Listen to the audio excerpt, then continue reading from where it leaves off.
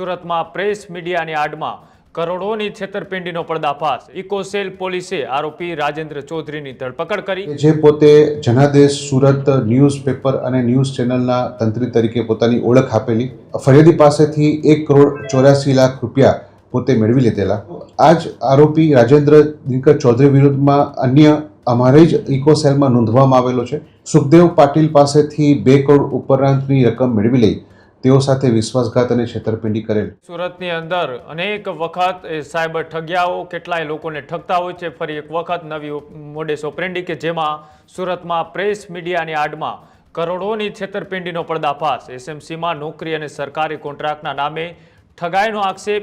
Eco cell પોલીસે આરોપી રાજેન્દ્ર ચૌધરીની ધરપકડ કરી. અખબારમાં પાલિકાની નોકરીની જાહેરાત આપી હોવાનો પણ આક્ષેપ. 16 લોકો પાસેથી રૂપિયા 3.42 કરોડ મેળવ્યા હોવાનો પણ આરોપ. પૈસા લીધા બાદ નોકરી નહીં આપ્યા હોવાની પણ ફરિયાદમાં ઉકેલ લખવામાં આવ્યો છે. સાથે જ બીઆરટીએસ બસ રૂટની જે રેલિંગના કોન્ટ્રાક્ટના નામે પણ ઠગાઈ છે તે કરવામાં આવી. બીજા કેસમાં રૂપિયા 1.84 કરોડની છેતરપિંડીનો પણ આક્ષેપ. ચેનલના તંત્રી તરીકે ઓળખ આપતો હોવાનો પણ પોલીસનો દાવો. સુરત કોર્ટે આરોપીના 4 દિવસના રિમાન્ડ મંજૂર કર્યા. પોલીસે વધુ તપાસ માટે આરોપીની કસ્ટડી લીધી.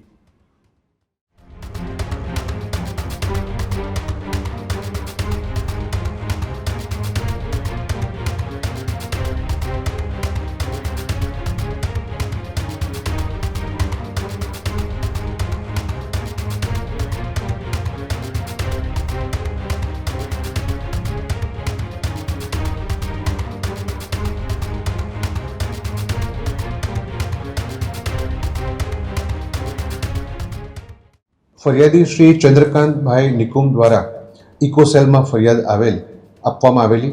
આ ફરિયાદની હકીકત એવી છે કે તેઓને રાજેન્દ્ર દિનકર ચૌધરી કે જે પોતે જનાદેશ સુરત ન્યૂઝપેપર અને ન્યૂઝ ચેનલના તંત્રી તરીકે પોતાની ઓળખ આપેલી અને પોતાની પાસે બીઆરટીએસમાં રેલિંગ નાખવાનો એક બહુ મોટો કોન્ટ્રાક્ટ આવેલો છે અને આ કોન્ટ્રાક્ટ તમને અપાવી શકું છું એવો વિશ્વાસ આપી અને ફરિયાદી પાસેથી 1,84,00,000 રૂપિયા પોતે મેળવી લીધેલા. હકીકતમાં આવો કોઈપણ પ્રકારનો કોન્ટ્રાક્ટ બાબતે એસએમસી દ્વારા તેઓને કોઈપણ પ્રકારની બાહેધરી કે કોન્ટ્રાક્ટનો ઓર્ડર એવો આપવામાં આવ્યો ન હતો. પરંતુ પોતે એક તંત્રી ન્યૂઝપેપરના છે અને પોતાની પાસે બીજા ઘણા બધા આવા કામો આવી શકે છે. આવી રીતે ફરિયાદીને વિશ્વાસમાં લઈ અને તેઓ સાથે 1,84,00,000 રૂપિયા મેળવી અને તેઓ સાથે વિશ્વાસઘાત અને છેતરપિંડી કરેલ. આવો જ એક બનાવ આ જ આરોપી રાજેન્દ્ર દિનકર ચૌધરી વિરુદ્ધમાં અન્ય અમારે જ ઇકોસેલમાં નોંધવામાં આવેલો છે, જેના ફરિયાદી છે સુખદેવ પાટીલ. આ ફરિયાદીને હાલના આરોપીએ એવો વિશ્વાસ આપેલો કે મ્યુનિસિપલ કોર્પોરેશનમાં ઘણી બધી નોકરીઓની જાહેરાત બહાર પડવાની છે અને આ નોકરી જો તમારે મેળવવી હોય તો હું તમને અપાવી શકું છું.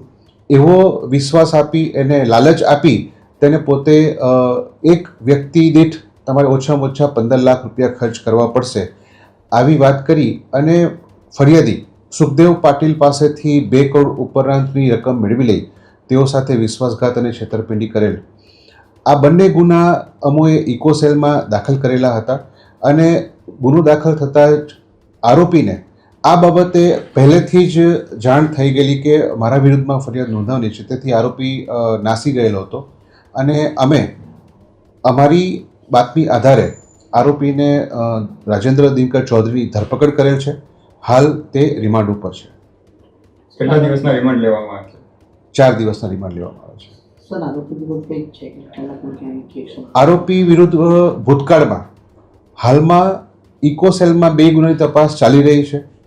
એના સિવાય એક ગુનો અડાજણ પોલીસ સ્ટેશનમાં 2019ની સાલમાં છેતરપિંડીનો દાખલ કરવામાં આવેલો છે અને 8 ગુના નેગોશિયેબલ ઇન્સ્ટ્રુમેન્ટ એક્ટની કલમ 138 મુજબ ચેક બાઉન્સના પણ કોર્ટમાં ચાલુ છે. ખેડૂત ભાઈઓ છે ખેતરમાં ડ્રોન ઉડાવતા હોય છે ત્યારે આપણે એક પ્રશ્ન સતાવતો હોય છે કે જે આપણે અત્યાર સુધી જીપીએસ ટેકનોલોજીવાળા ડ્રોન વાપર્યા છે, જેથી કરીને મોબાઈલ ટાવર છે અથવા તો હાઈ ટેન્શન લાઇન પસાર થતી હોય, કોઈ વૃક્ષો હોય, ત્યારે જે જીપીએસ ટેકનોલોજીવાળા ડ્રોન છે એમાં ટકરાય અને ટ્રેસ થાય છે.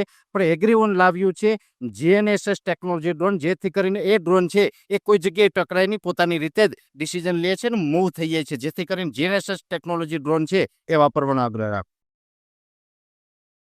આ જ પ્રકારની તમામ અપડેટ જોવા માટે ન્યૂઝરૂમ ગુજરાતને લાઇક, શેર અને સબસ્ક્રાઇબ કરવાનું ભૂલતા નહીં.